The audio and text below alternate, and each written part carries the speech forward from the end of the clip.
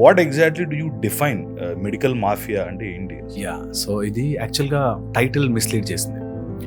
Medical మాత్రమే mafia కాదు, everyone inside the mafia.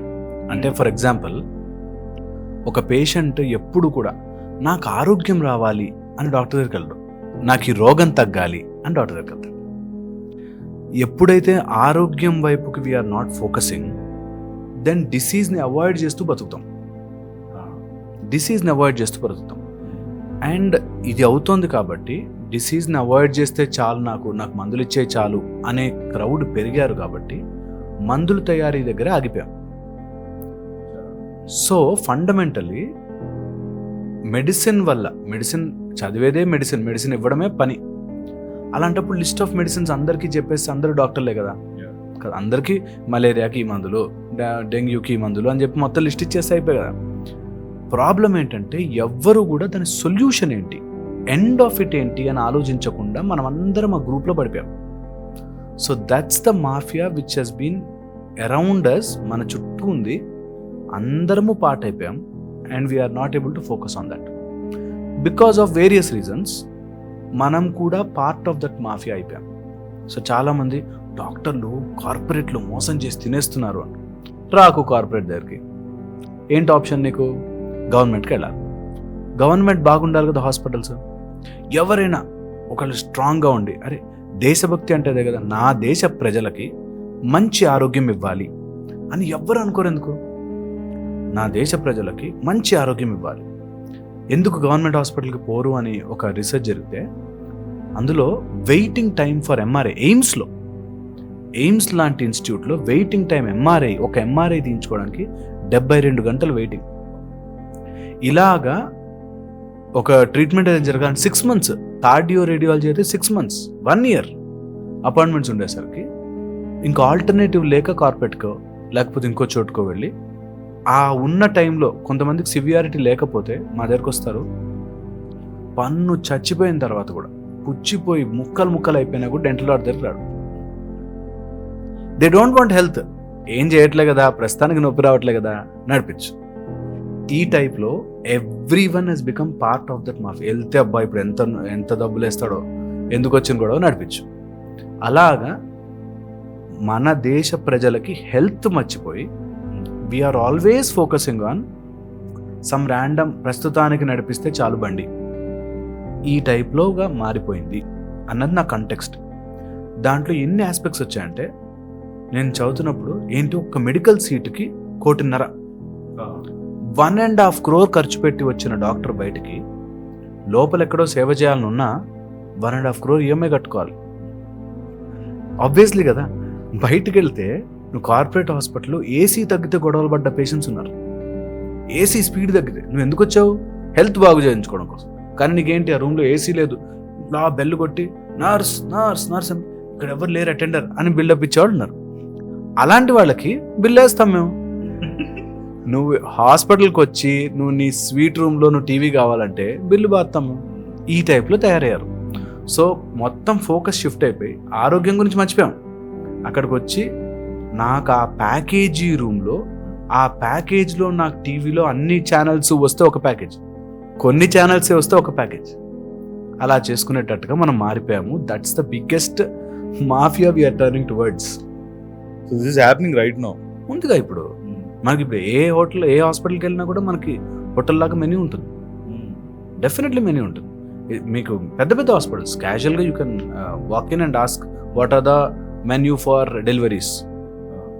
నీకు సర్జరీ అయితే ఇలాగా, నాన్ సర్జరీ అయితే ఇలాగా.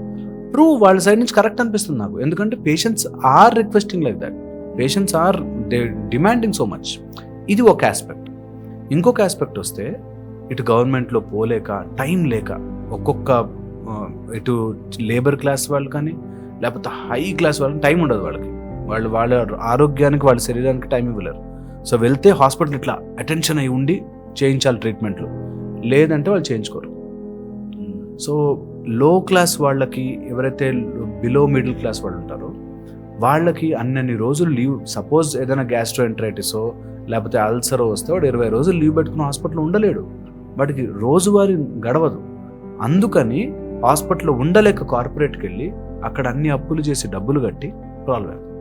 సో ఎక్కడో somewhere we're missing that link of giving health rather than superficial management.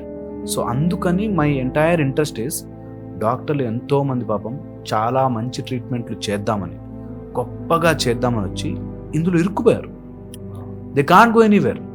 మీరు ఒక 2 కోట్లు కష్టపడి చదివి ఖర్చు పెట్టి చదివి బాగా కష్టపడి ర్యాంక్ తెచ్చుకుని లేకపోతే ఇంకో చోటుకి ఎక్కడికెళ్ళో ఏదో సూపర్ స్పెషాలిటీ డిగ్రీ చేసి ఇక్కడికి వచ్చి అక్కడెక్కడో కుగ్రామంలో కూర్చుని చేయాలంటే వర్కౌట్ కాదన్నట్టు అనిపిస్తుంది.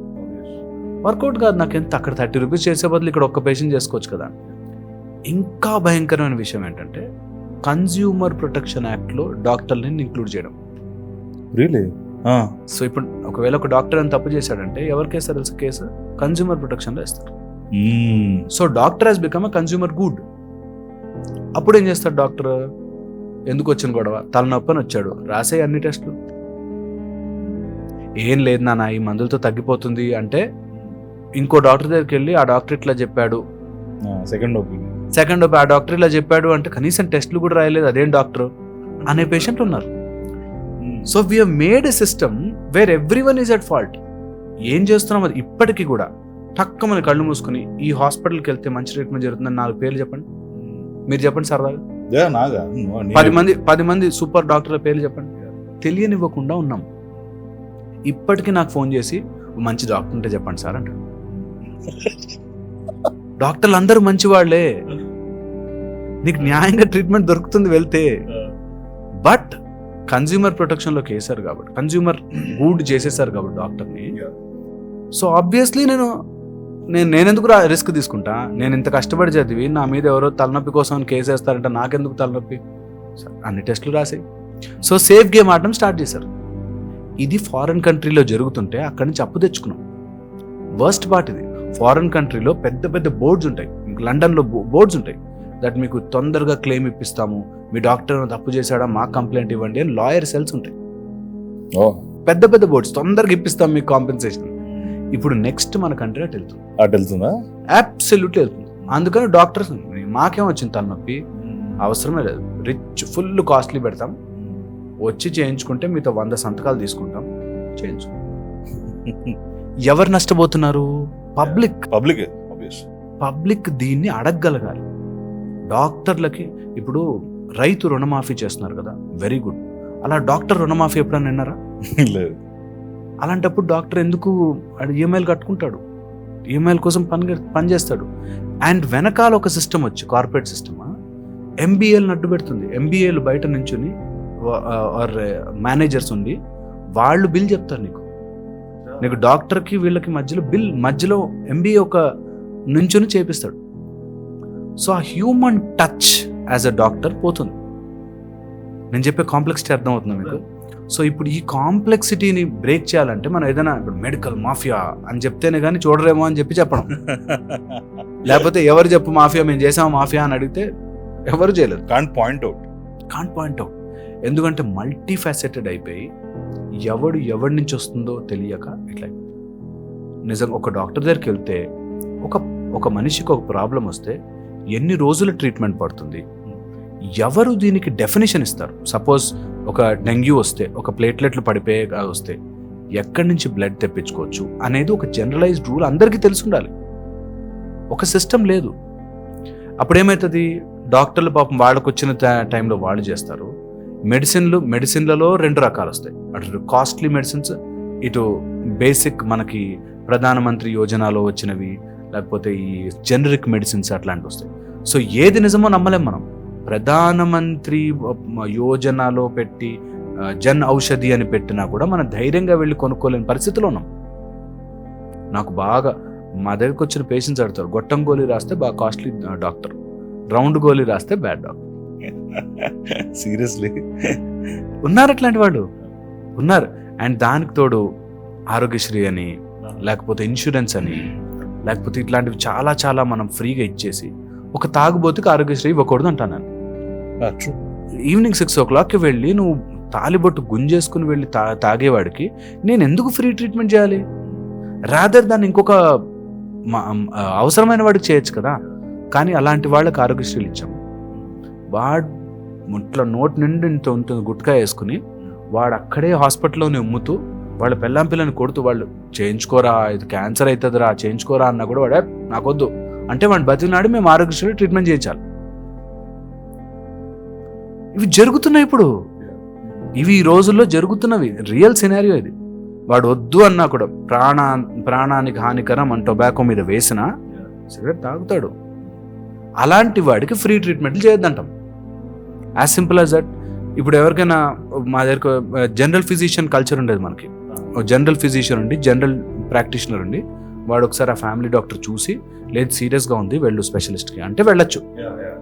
ఇప్పుడు లేదు, అన్ని మామూలు దగ్గొచ్చినా పల్మనాలజిస్ట్ కావాలి, కొంచెం కడుపు నొప్పి వచ్చినా సరే గ్యాస్ట్రో ఎంట్రాలజిస్ట్లో ఎండిఎస్లో వాళ్ళు కావాలి. ఈ టైప్లో తయారయ్యారు. ఇది ఎందుకు వచ్చింది అంటే నమ్మకము క్రియేట్ చేయలేకపోయాం. ఒక సాలిడ్ నమ్మకము ఒక డాక్టర్ మీద ఒక వ్యవస్థ మీద క్రియేట్ చేయలేకపోవడం వల్ల ఇన్ని రకాలు వచ్చింది.